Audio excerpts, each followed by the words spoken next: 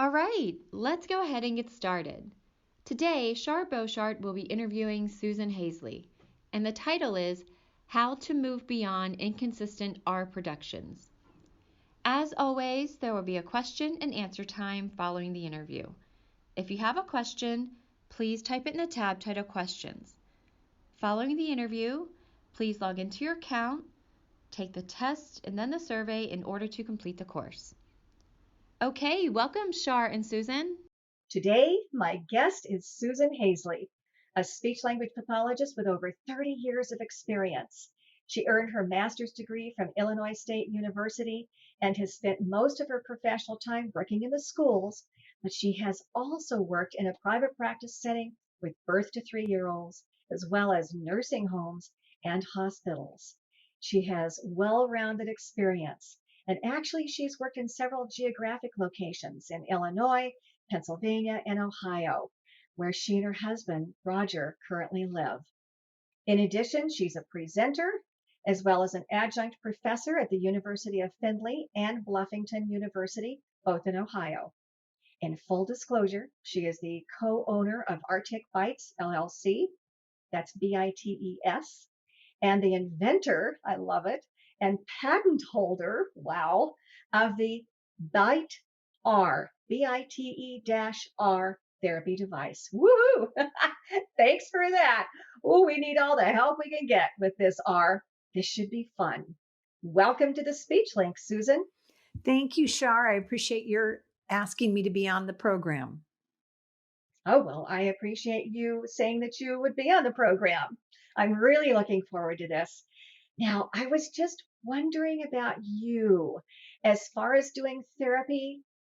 And, a lot of times we do work with, disfluency, we work with language, we work with voice. Is speech your first love? In many ways, it is. I like the progress that kids make when it comes to speech sound production. And it's one of the things that the teachers in the building notice improvement right away. Language is something that I really like in terms of it feels like a detective agency trying to figure out what exactly do we need in order to help children improve. But when it comes to progress, boy, they sing your praises if they can understand that child. So you can imagine how hard it is when we have children who say to their parents, gosh, my 3-year-old cousin can say my name better than I can. And that's kind of where I started. So you've worked at the schools a lot, is that right? Yes, most of my career has been in the schools. Okay. And in the schools, you had a lot of kids? Oh, I had a lot of everything. When I started in the early days, we really just didn't have a good handle on how to help kids in other, like the RTI experience, those kinds of things. So I had caseloads of 100 kids, and those were days where, gosh, I went home crying quite a few times because I just couldn't do effective therapy ever. Well, no, you were trying to just keep all the plates spinning, and how can you do that with 100 kids? Yeah. You just can't. No. You just can't. And fortunately, I just retired in May, and I ended my career at a school district where I was treated as the wise sage. And it was a wonderful, wonderful experience and a great way to end that part of my life. I'm still now working, I think, more than I was when I was in the schools with my business with the Bite R. Yes. Well, I'm sure that you deserve that moniker. And it is kind of fun, to come up through the ranks and be known as the go-to person to have some of the answers. It is. There was a concern one day. I walked in and looked around at the building, and I finally was like, oh man, I am the oldest one here. And that didn't feel good. There was something about, because my husband and I had moved with his company. And so I was always the one who brought in a different viewpoint because I wasn't from the area. And so it was really interesting to suddenly have been at a place for 20 years and went, oh my goodness, okay, here's where we are. So Wow. Yeah. Yeah. I can relate to that age thing. Yeah, It's a bit of an eye opener, isn't it? And you try not to think about it, but it's always kind of in the back of your mind. It's like, okay, yeah, I'm walking around here and everybody's 30 something. Yeah, it's kind of exactly. crazy. It is. It's kind of Well, and crazy. I Yeah. like the energy we get from both sides. And I do remember being that young clinician going, man, I wish I could just open up my supervisor's head and just pour in all of the knowledge and experience. So I love that having the experience and the ability to move from place to place just brought so many different avenues. And that's kind of how I met you. Yeah. Early in my second move, we had gone to the speech pathologist in the area, had gone down to Philadelphia and listened to your presentation. And I don't know if the Hmm. audience knows this or not, but the part of the reason why I'm here is because of you. I watched Hmm. your presentation, and one of the things is that you said in that presentation that if you don't have tongue tension, you would have more of an sound than an sound. Hmm. And I had taken that to heart. And when I had two little guys that couldn't say the R sound, I knew that I just needed tongue tension. I was trying to figure out how to do it. And Hmm.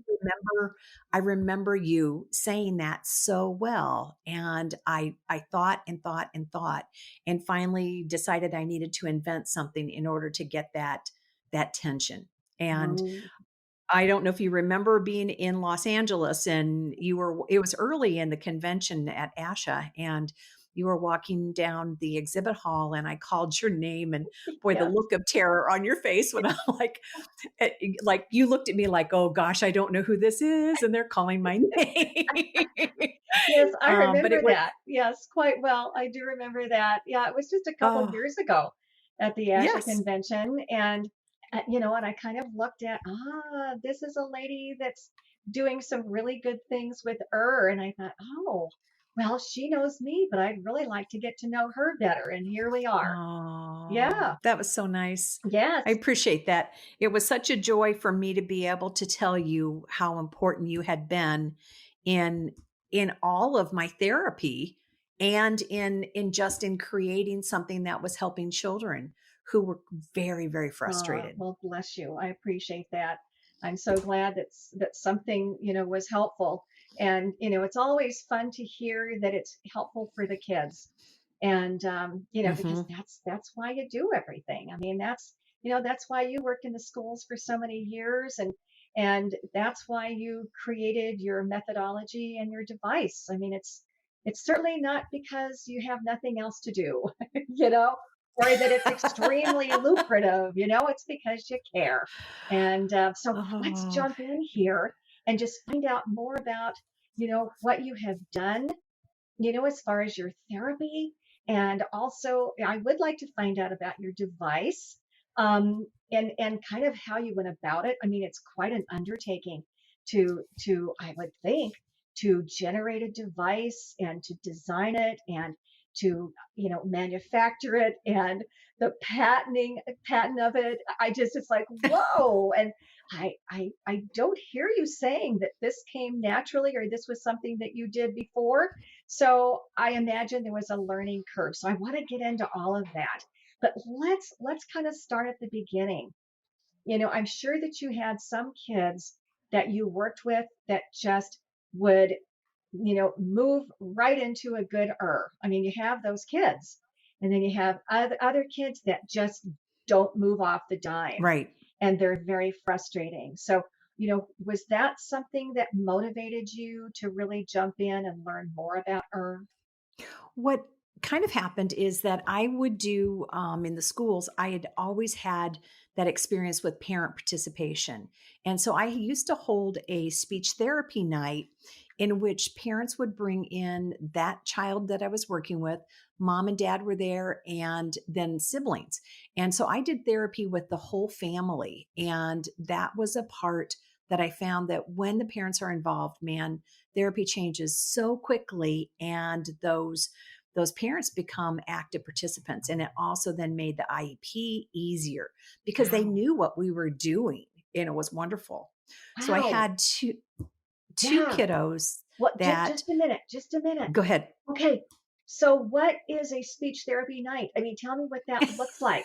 Was it like, did you offer them dinner? I mean, what does that look like so that we can do that? Because I love that I idea. would invite, it was a 20-minute session, Okay. and I would send out a blanket invite, and then had choices of times. And so they'd give me choice 1, 2, or 3, and then I would send back a response. And now I think that all can be done with technology. But what started happening was then I would plan an activity that pretty much a game activity that everybody could do. And then I just did speech therapy. It was basically what they had during that day or that week. And I would spend time doing it. And then parents would jump in and participate. And what I really learned with my preschool parents is that they became faster at correcting their children than I did. It was joyful. It was positively joyful. Wow. And so then I would just negotiate time off during the week for that. And at that time, I had a son who was in college and was on the golf team. So I would kind of collect that up and go watch him at golf tournaments. Oh, oh, And so the teachers didn't understand it at first. And then they got to the point where when we came to IEP meetings, they could see this interaction with parents and knew that I understood the parents and we had a good rapport. okay. All right. So I'm trying to visualize this. I got stuck at the golf game. I don't know where that. Okay, Sorry. no, that's okay. It's That my brain. Okay, no, were these times that you scheduled during the day? And so, no. They were after school from 3:30 to 7:30. I would do this after school. or did you meet down at Yes. Taco Bell? Okay, Nope, it was at the school. after And school. at that time, you have to understand my classroom, I think, was an old cloakroom. So it was literally 6 feet wide, 3 ceiling tiles Mhm. wide, and about 20 tiles long. And the parents would walk in and they go, wow, this is a really little room. And we Yes. might have 6 people in this room, all sitting at my very tiny table with my very tiny chairs. Oh, And I would do speech therapy with the student, and I would offer brothers and sisters opportunities as well. Parents then were able to just watch if they would like. But when we always have those tough parents, there's usually a set or two that really didn't understand why their child was enrolled, particularly in language therapy. And I would watch some dads who would kind of sit with their arms crossed the first month. And then the second month, they might still have their arms crossed, but they'd turn towards me. And by the third month, they were sitting at the table, they were all in. so this was an ongoing thing. I did it once a month. Once a month. So you had speech therapy night once a month. And Mm-hmm. this was during after school times like 3:30 to 7. And did you schedule Uh-huh. individual parents of individual kids, or was this a group thing? It was individual families. Okay. And then you did this intermittently over time, and then you would have some of the parents that just sort of were like Mm-hmm. serial participators. They would come.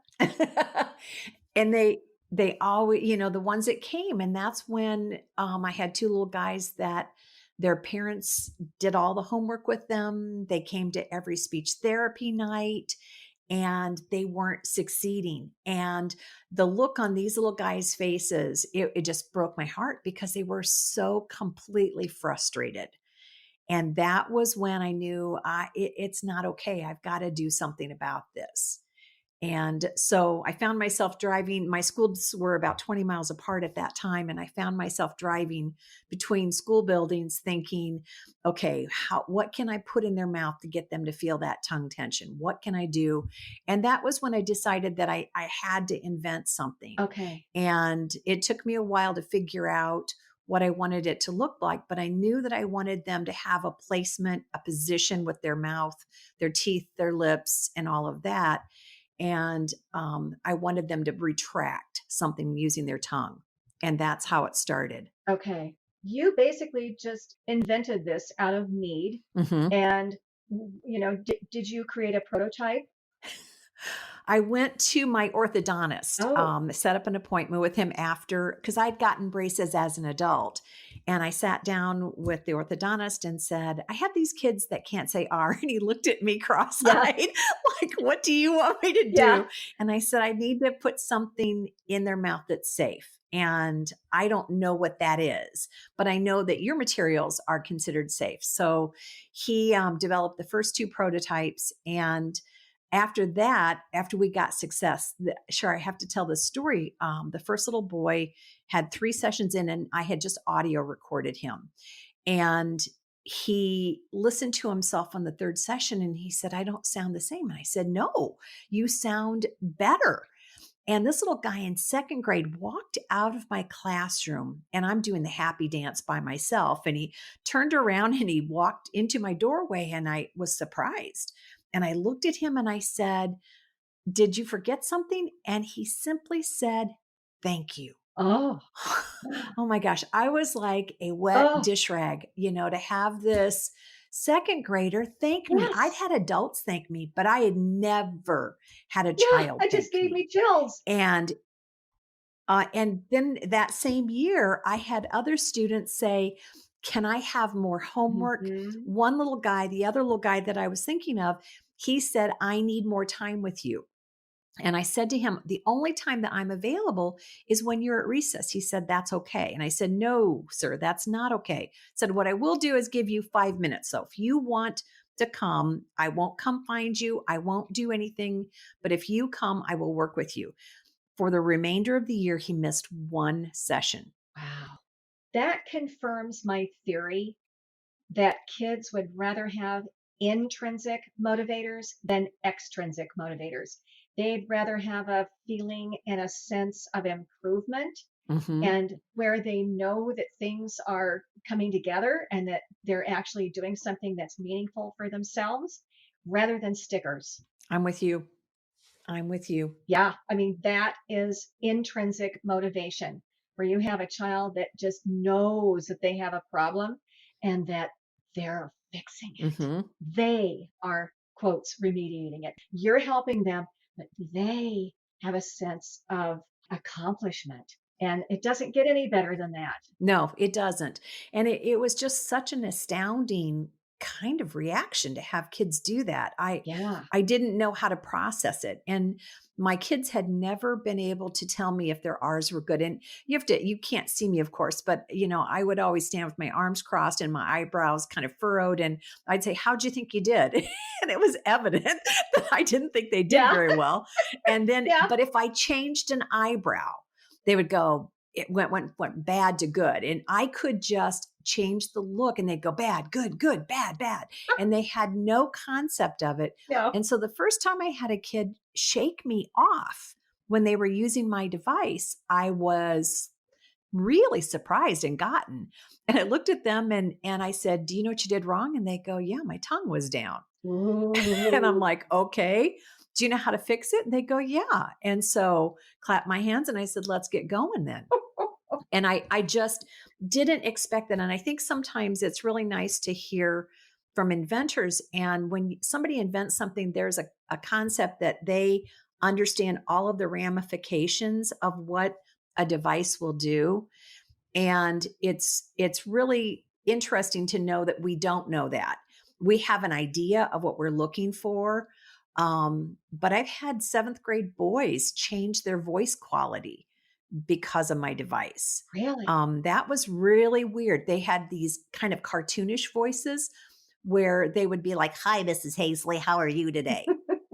And the student teacher was working with them, and all of a sudden they walked in with that voice, the cartoon voice, and walked out with these normal 7th grade boy voices. Yeah. And she looked at me and I looked at her and we're like, what happened?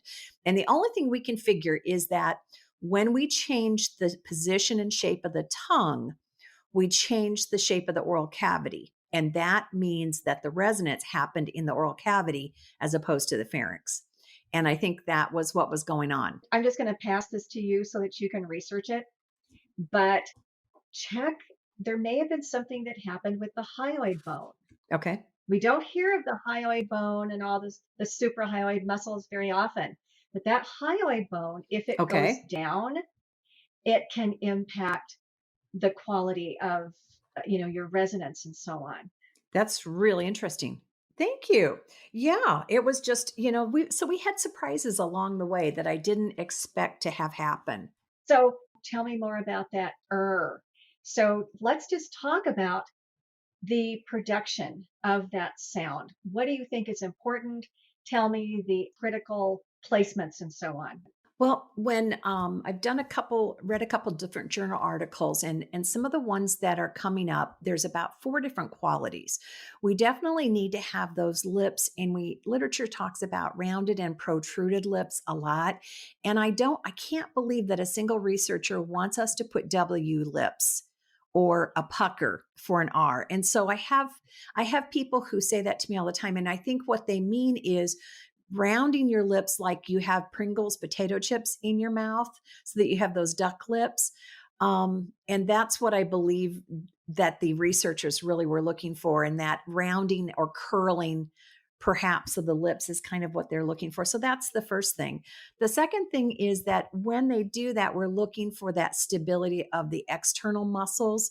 And I really like to see a strong mentalis there, and so that it helps provide that floor of the mouth so that there's some resistance for the tongue. And then the biggest thing I think is the tension. But in addition to that, it's the lateral placement of the tongue. Sharon, I think it is, McLeod from Australia, did a speech in the 2009 ASHA convention.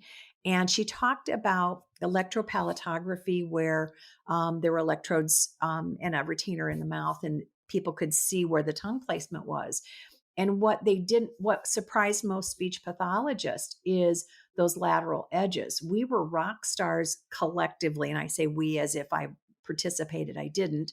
But the speech pathologists who were there could map out tongue tip placement for all the sounds, but like hardly any of the speech pathologists got the lateral placement. And so it's that inside stability and outside stability that we're looking for in order to get more precision in movement. Let's parse that.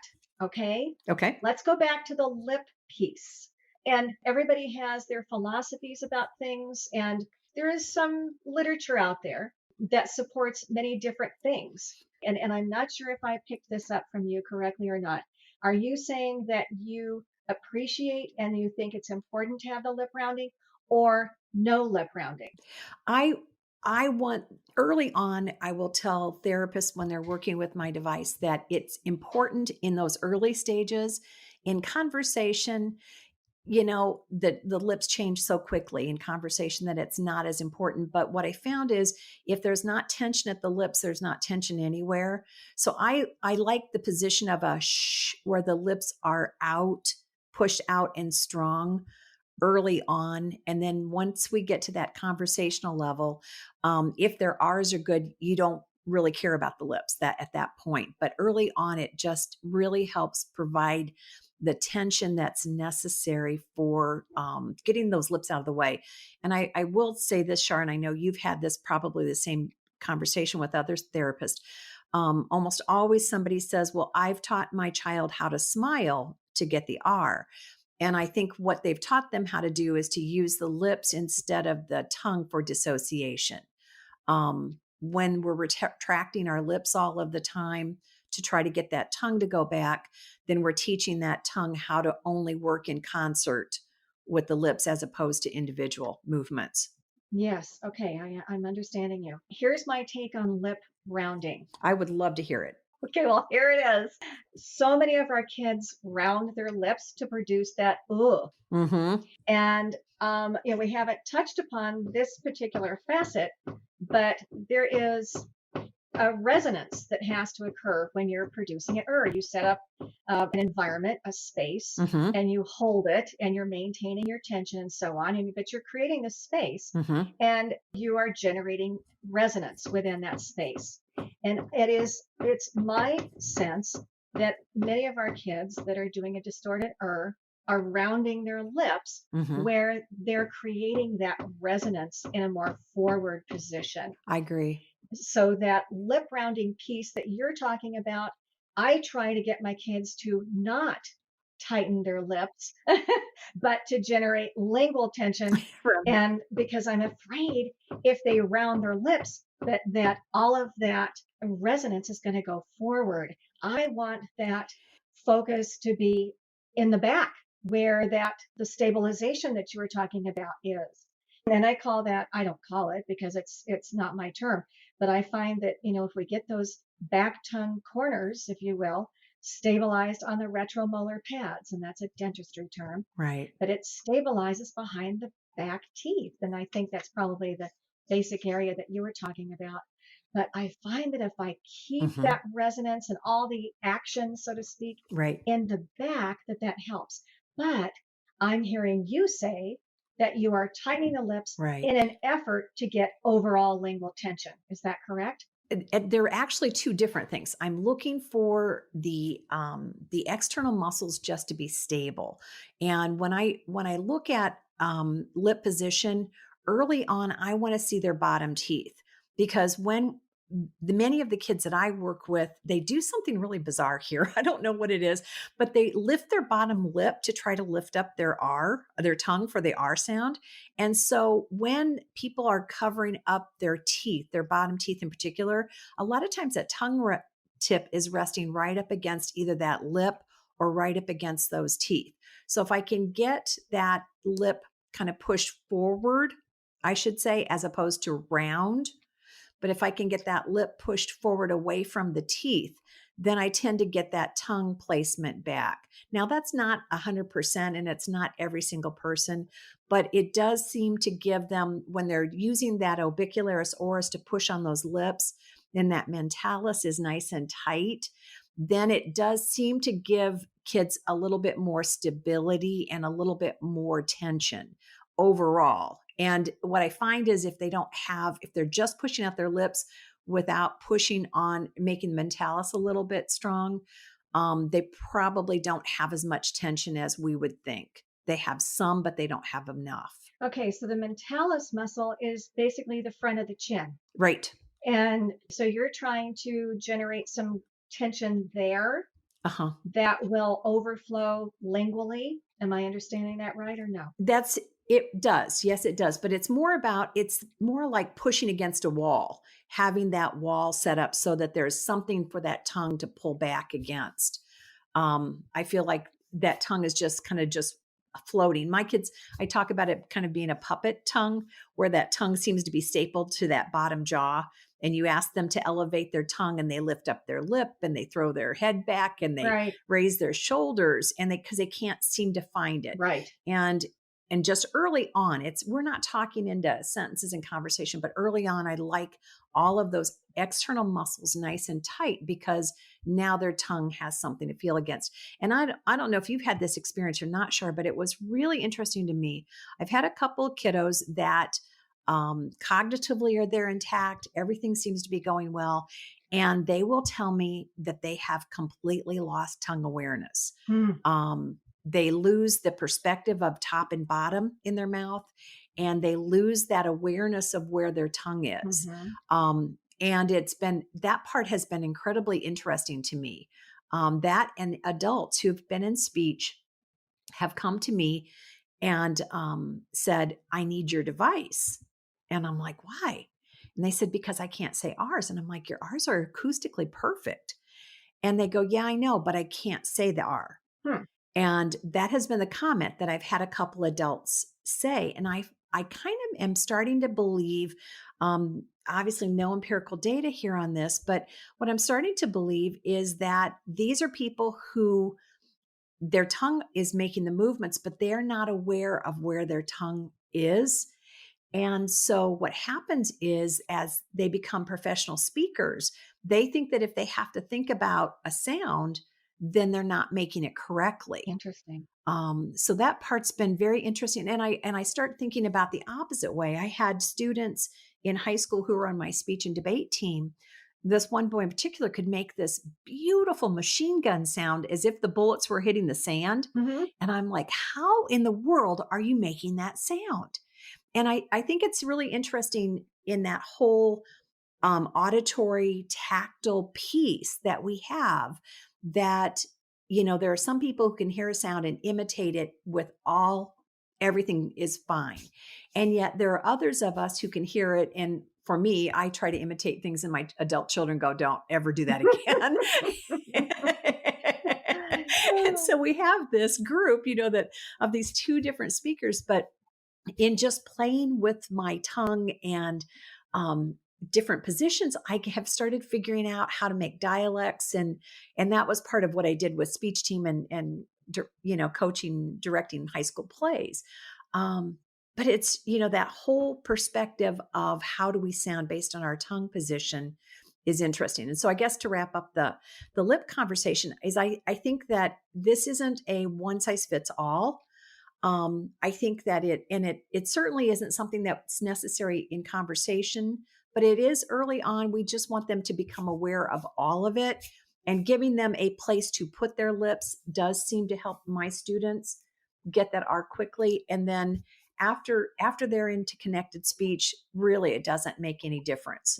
I don't really care what they do, but early on I do. All right. Well, we can agree that there are a couple of different approaches, and absolutely, I think good to have a variety of approaches, mainly because we have a variety of kids, and what works for one child doesn't work for another child. So I am really big on options. So I think that's great. Now, you were moving into an area of sensory therapy. Would you talk a little more about that? Well, I'd like to talk about tactile therapy being different than traditional therapy. And the example that I give a lot of people is that when we're talking about traditional therapy, one of the words that seems to be very challenging for a lot of kids is the word part. And so I would say to the child, say part, and they would look at me and they'd say pot. And I'd go, no, try this again.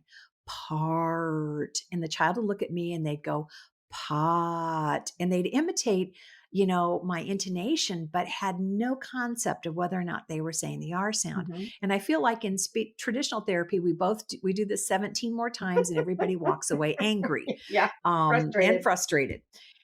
And so the difference with what I'm doing now with traditional therapy is when the child says pot, I look at them and I'm going to ask them what they're doing with their articulators. This is not a new technique. The difference is because of that elastic band that they had in their mouth and that they've used to retract, all of a sudden they can feel their tongue. And so I can now talk to them about their tongue tip position, their tongue back position, the lateral edges of their tongue, and their tongue blade.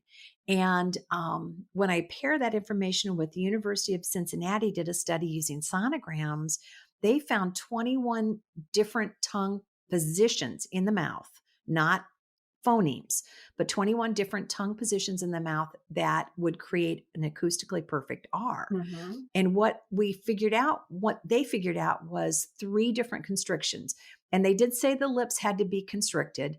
That was their first one. The second one was at the pharynx. And I think that's just to direct airflow into the oral cavity. And then the last one, and this was part just blew my mind, but it was really neat, is that you could make an R by having a close approximation with the tongue and the palate anywhere along the palate. And so you can make an R from front to back, which is very different than what we have, thought of with the 2 different R's in general. And one of the examples that I a lot of times will give speech pathologists is to ask them to silently say the word try, and then to silently say the word part, and to think about where the tongue position and placement is for both of those sounds. And when we do that, what we're looking at is that there's so much stabilization with try. I thought when I chose the word try that it was going to be super hard for kids because it was so far forward. And it surprised me because that's one of the words they get right off the bat, like first session. And what I started thinking was that when we started thinking about it was that there's so much stability. When you think about that position, generally the tongue is all the way elevated, lateral edges, and it's super stable. And you can make an R from that tongue position by curling your tip back and not moving your tongue at all, just curling the tip and or dropping the tip, which was very different than what we thought about. So now we can customize because kids can feel their muscles, their tongues.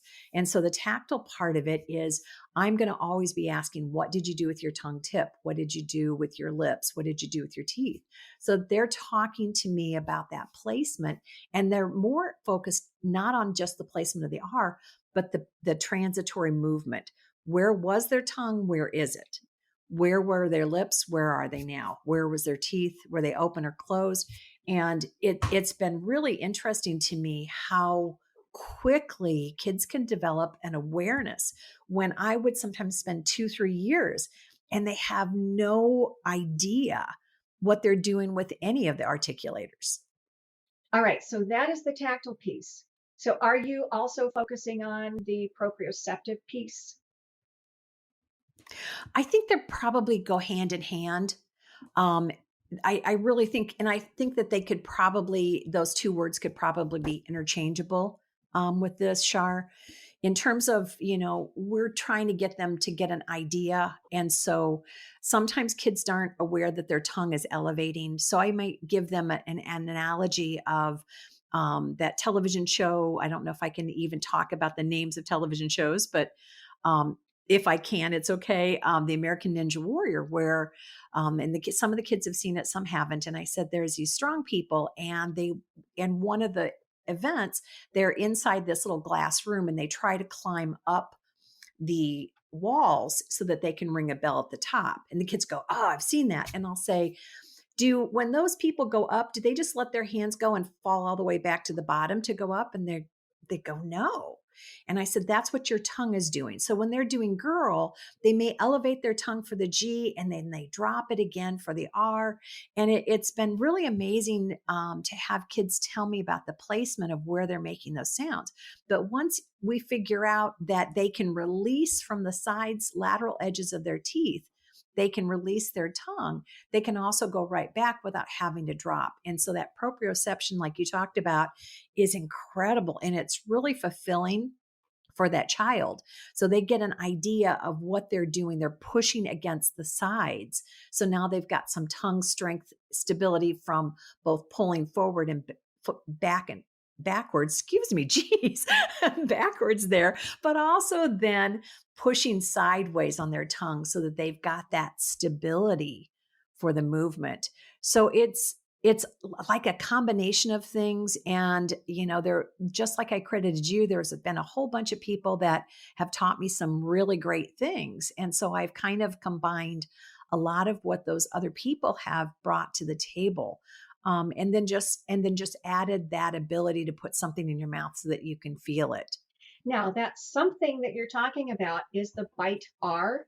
Correct. Would you tell us what it looks like, how you use it, what the kids do once it's in there, etc.? Fill us in. So, when we're talking about how does it work, what does it look like? Think about the capital letter, a 3-dimensional capital letter H, and then sever the horizontal plate, pull it apart, and now put an elastic band between the two plates. Okay. So the vertical plates are going to sit between the teeth and the cheeks. The horizontal plate will sit across the teeth, and then the elastic band will go across the tongue. As the child bites and pushes out their lips, they've now created all of this muscle tension. And then we ask them to take their tongue and slide it under the elastic band, lift up with it, and pull back. Now that sounds like those are going to be gargantuan movements, but they're very, very small movements. And we know from all kinds of exercise that the ones that kill us are the ones that are the little movements as opposed to the big ones. And so it's that kind of movement. And then it's removed. The child doesn't talk with it in their mouth ever. In fact, I don't want that child to think that the device causes the R sound. I want them to understand that the device causes them to have a sensation that helps them make the R sound. Because I think our kids sometimes say some pretty ugly things to themselves. They've had their partners have all graduated and they're oftentimes left and they're in the 5th, 6th, 7th grades. And they say some pretty harsh things. So we want to make sure that we don't set this child up for further failure. And so I just will say it's going to cause some sensation. So this device goes in the mouth and then it's removed. Then they're going to create that position. I call it the bite R position. And they're going to push out their lips. Their teeth are going to come almost closed. And the lateral edges of their tongue are going to graze to the inside of the back molars. And their tongue is going to pull. It's going to be nice and tight. And then there's an orange R on my practice deck that for the word to show them where they're going to be. And so initially they're going to say R for the initial words. And then when they get to those medial words and final words, we're going to treat those words as if they had 2 syllables. So example that we gave before was part. They're going to break that word apart and say pa, prepare for the movement, and say ert. And a lot of times I can get that early on. And if we can get that, then what they'll do is they will just then put that together. We'll stretch it out at first and then put it together. And then we want them to develop some automaticity. So they're going to go into reps of 5, reps of 10, reps of 20. And if they can say it, in my practice, you either own a word or you can say a word. And we want them to be able to own it. Sometimes I think kids get the message that we want them to think about ours forever and ever and ever. And what we really want them to do is to be able to say it and never give it a second thought. And that surprises children. That was something that when I said, I don't want you to have to think about ours, they're like, what? They didn't understand that. So it was really nice that we talk about some words that we own and some words that we can say. And so I will tell them the word particularly, and I stumbled as I said it, is a word that I can say, but I don't own. And it's not that I have to go into speech therapy for it. It's just a word I have to think about. And I will explain that every adult living has a word or two that they find challenging to say here and there. And so it's a way for kids to get an idea of how to become automatic. So once they go to automaticity, then shortly after that, they're in conversation. And it's always been surprising to me. That was something I didn't plan for with my device. When kids would come into my room, we used to do a thing called Name 3, and it was a categorization activity because I felt like that was part of every school activity, was understanding how things are like. And so when kids would have conversations with the student teacher, I'm at my desk scoring their conversation. I'm like, oh my gosh, your conversation's better than your at single word level. And so what I started noticing was carryover was happening spontaneously without our doing sentences and conversation, all that. I was just really surprised by that. Again, something else that I just didn't know. And some kids I didn't give any homework, and I still don't, because I don't want somebody to reinforce something that's not an R. And they wouldn't do it intentionally, but they would inadvertently do it. And I have kids who will leave and come back with higher scores with no homework. And so I think that ability to teach a muscle movement will generate and carry over, and it will morph into what works for them. The late Pamela Marshala talked in her book about teaching retroflex R's being easier to teach and easier to learn. And her students left for several months and came back, and all of them were using a retroflex R at that time. So if we can teach them something that works that they can use over and over again, a lot of times it will morph into what works for them, and we don't have to teach them specific movements. Mm-hmm. Okay, sounds good. I love it. Absolutely love it. So you have a bite-r.com website, correct? I do. Okay, so we can go there and find out about the device. Now, are there instructions and so on? Yes, there will be instructions that come with it. And then anytime that there's a sale, my clients will get a certificate for free online training. So I will walk them through for an hour of what we need to do and how to do it. And then it's not okay for me just to sell something. If I was going to do that, I would sell jewelry. But Right. I want my customers to be successful, and I want their students to be successful.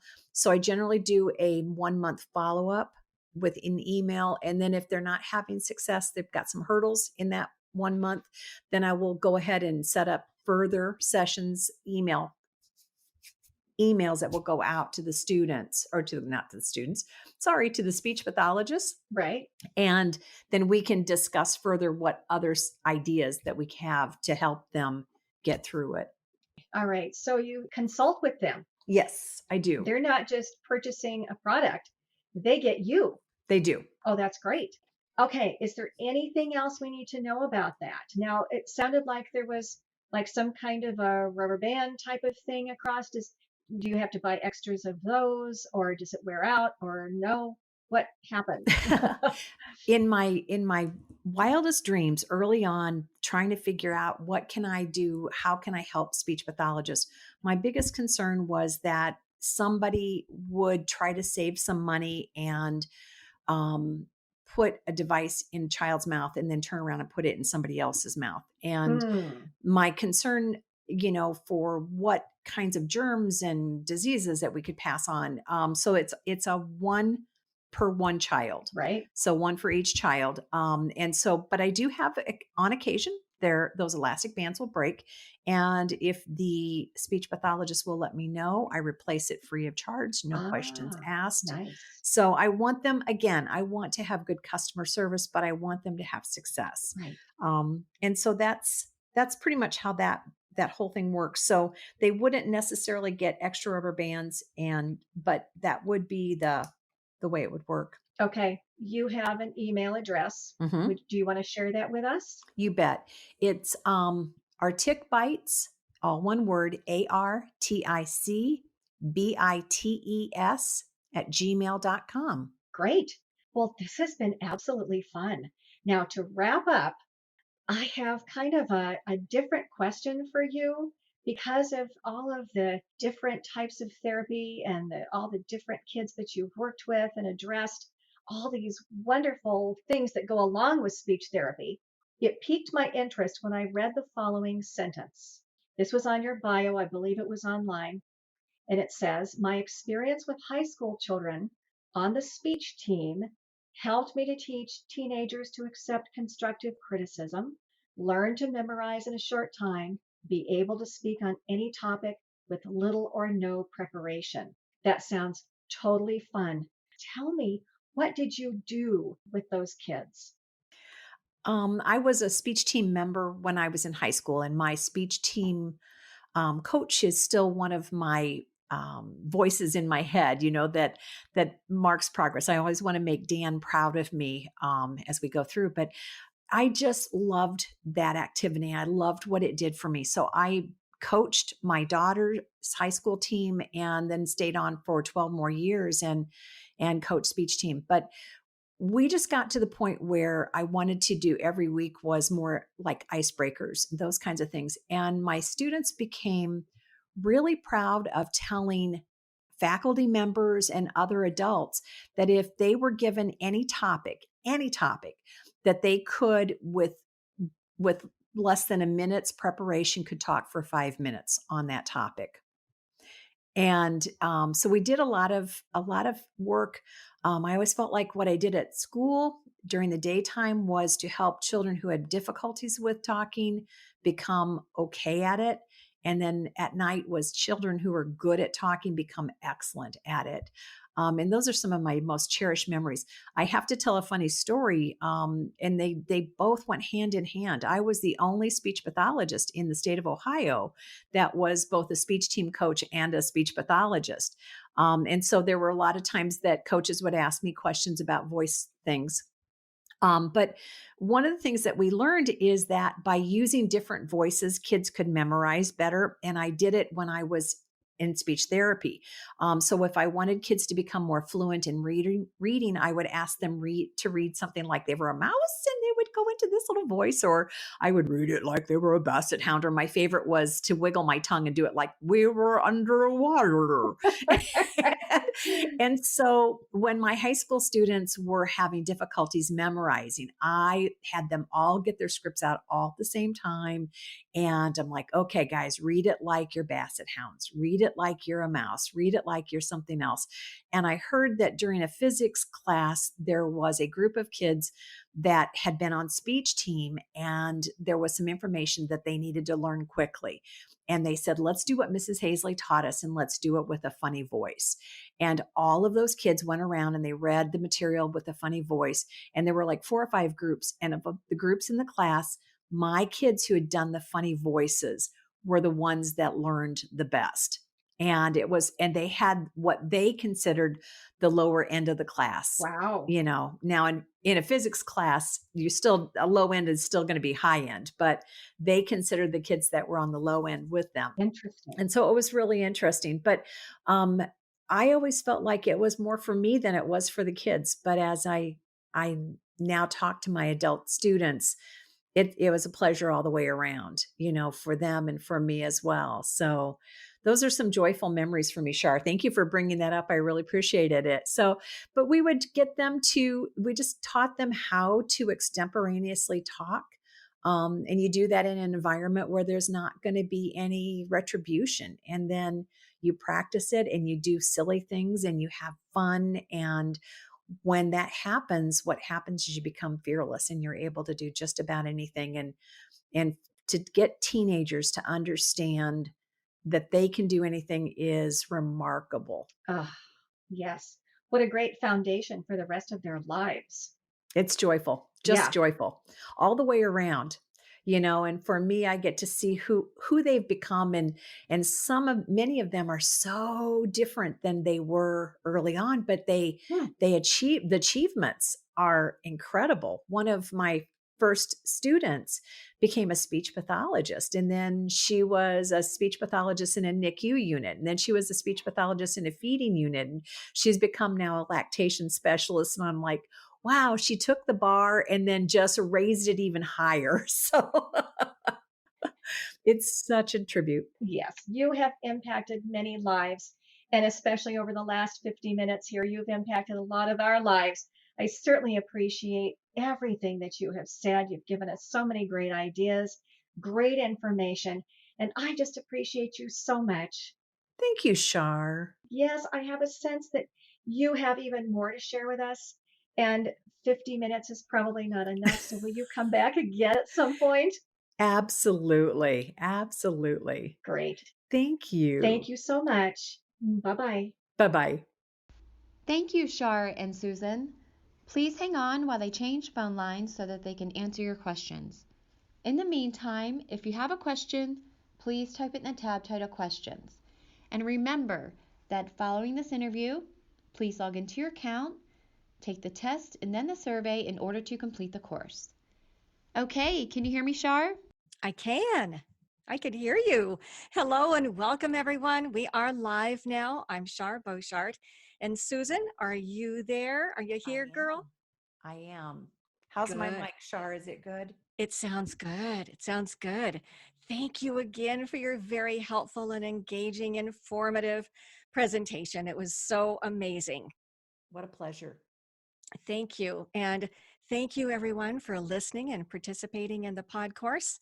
And I'm glad that you are here. Please tell your friends about the Speech Link. And when you listen to speechtherapypd.com pod courses and podcasts on iTunes or Podbean or TuneIn, please leave a review. That would be really helpful as we strive to improve the quality of our courses. So it is time for questions. Feel free to type your question and I'll read it out loud so Susan can respond. Do you have any questions for Susan? Now is your chance. Okay. Well, while we're waiting, Susan, I do have a couple for you. Perfect. I was just thinking, listening to you again, I love the whole concept of tactile therapy. Why do you think that tactile therapy is so effective? Shar, I think that we have a lot of students that really just don't have any awareness of what their tongue is doing. And even when we talk to normal speaking adults, and I am an adjunct, as we mentioned earlier, my speech pathology students didn't have any awareness of where their tongue was. Mm-hmm. We were trying to get them to understand the placement of different sounds. And it was surprising because these were 20-year-old somethings who were saying, I can't feel it. I don't know where it is. Mm. And unless you get a contrast, then they're like, oh, there it is. I understand now where it was. So that's the part that's been really interesting to me, is that getting tactile therapy, once a child can feel their tongue, all of a sudden they're so cooperative and able then to do what it is that we've described. And I know you've had that same experience where you've looked at a child and told them to do something, and they were very certain that they were doing it. It's like, Of course. Yeah. oh, no, no, no, no, no. So Yep. it wasn't like that at all. Yeah. Yeah. Oh, yeah. You ask them to, especially if you ask them to pull their tongue back, they have no clue. It goes forward and they think it's going back. Yes, I agree. Mm-hmm. Mm-hmm. Now, I just saw you at the ASHA convention, which was pretty cool, Oh, Ashley was a blast. wasn't Wow, it it? was fast this year. Oh, Yes. Well, every time I walked by your booth, you had this crowd of people around you. my husband did as well. And he's not a speech pathologist, and bless his heart, he hangs with the big dogs. So we had a great time with that, and got to talk to some really interesting people. Oh, I cherished all of the conversations that I had with people, and them explaining to me what their concerns were. It was really nice to be able to yeah, do that. yeah. Well, why don't you tell us about a couple? I know that you mentioned somebody from Utah or somebody from Alaska. Oh, these lovely people. There was a group of speech pathologists from Utah, and early on, they had one speech pathologist had a son who had some difficulties with the R. And as she tells it, he was 14 at the time and Mm. was not successful with the R sound. And so they decided that they would have one person be the pilot, they would try the data, and then they would, after that, they would decide what they were going to do collectively. And she came to the show and she said he had his R sound in 2 sessions. It had been 14 years and he hadn't had an R, used the device and had it in 2 sessions. And I just stood there and went, that's amazing. I mean, it gave me chills, and I was Oh, grateful for that. Um, and yeah. Oh, there's a speech pathologist who I'm quite fond of in Alaska, and she tends to send me texts that happen to her, and I always need them every time that she sends it. And the first one was that she had seen a student, she had 7 face-to-face sessions with him, 3 FaceTime follow-ups, and dismissed the child. mm, And I don't think that was typical for her, but she had years prior to that, she had dismissed a student who couldn't say world and work and girl, and she felt really bad. I mean, he had a pretty good R, but he couldn't get some of those positions. And so she called the mom, brought the child back in, and in 15 minutes, this therapist talks about this kid throwing his arms up in the air, going, "I've got it! I've got the sound!" And I'm just like, in 15 minutes, holy cow, you're quicker wow. than I am. Hallelujah. So that part is just, it's been really fun to watch that. And it's neat because with our sounds, we all have we talked about this earlier, we all have our philosophies on what works and what doesn't work. And once someone listens to what's going to happen and they start thinking about it, they find that it meshes more closely with than what they thought it was going to, Mhm. oftentimes. And then once they figure out that that child's going to be a willing participant in therapy, oh, that's so cool. That is just so cool.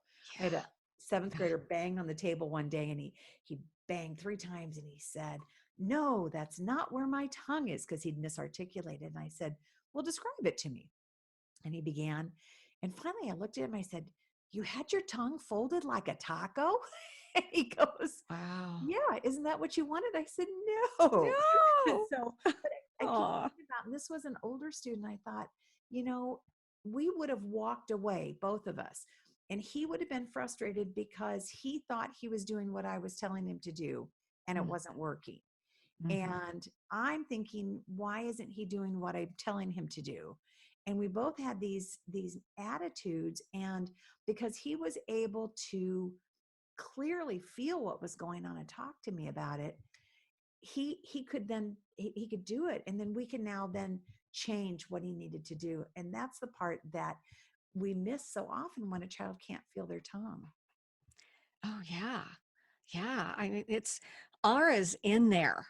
Oh, I mean, you can't see a whole lot about as far as the tongue. And it is amazing that we are communication specialists, and mm-hmm. yet sometimes we assume that the meaning crosses over to another person and they're able to just magically implement what we're asking them to do. So, Right. yeah, yeah. I Wow. agree. I Yeah. agree. Oh man. Well, you just have so much experience and great information to share with you, and I really appreciate you. Why Oh, don't you tell Char, us? at you. Oh, you're very welcome. Why don't you tell us once more where we can get in touch with you, etc.? If you wanted to email me, you could email me at my, you can either do it by the website, which is www.bite-r.com Mm-hmm. on the contact page, or my email is articbites, with an S at the end, ARTCIC, excuse me, BITES @gmail.com. Okay. And I would be happy to talk to anybody who's got some questions. Sure. And your website is? Again, biteR.com. Okay. All right. I just want to There's a make hyphen. sure Yes. because it's pretty great. I'm impressed. Thank you. Thank you. Okay. Thank you, Susan.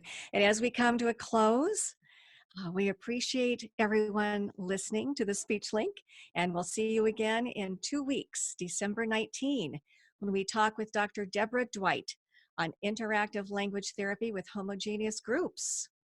And thank you for all you do with your therapy kids. Good night. Thank you. Good night. Bye-bye.